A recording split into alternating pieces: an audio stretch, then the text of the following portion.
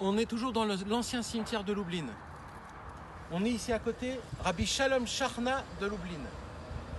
Le plus grand Rosh Yeshiva qui a existé.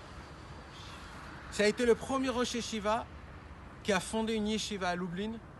Et tous ses élèves, c'était tous des mefarshim dans le Bet Yosef et le Shulchan Aruch. Tous des commentateurs, des franchiseurs de halacha très grands. Pour trancher la halacha. Rabbi Shalom Charna de Lublin, c'est le Rav du Rama. Celui qui a écrit les Haga dans le Shulchan Aruch.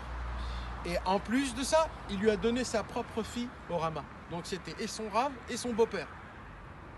Il n'y a pas longtemps, j'ai lu une histoire de lui exceptionnelle.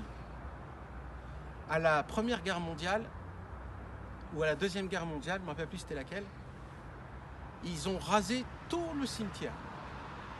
Il y a eu des bombes qui sont tombées et tout le cimetière a été éclaté. Mais les matzevot, ils sont restés.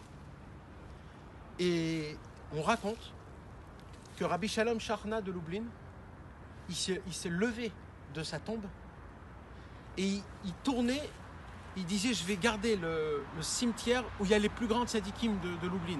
Le José, le Marshal en haut, Rabbi Yaakov Polak au début.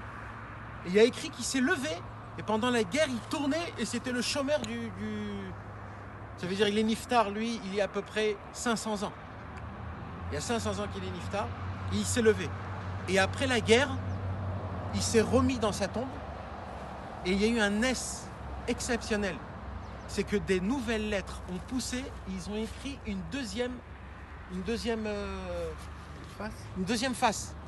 Ça n'existait pas. Ici, il y a une deuxième face de lettres. C'est la deuxième fois qu'il s'est mis. Ces lettres se sont ils ont repoussé. Personne ne les a écrits. Et c'est exactement les mêmes. Et c'est exactement les mêmes. Et tout a été écrit de nouveau, ce qui a été écrit ici.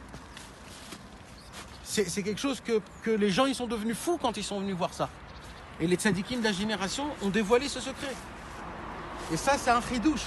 Ça, c'est un miracle qu'on touche le miracle. C'est mamage des nouvelles lettres qu'ils ont poussées. Il faut prier à Hachem, qu'Akadosh Baruch Hu, qui puisse se lever pour nous et prier pour nous, pour notre âme. Amen. Qu'on puisse faire teshuva et se rapprocher d'Hachem. Amen.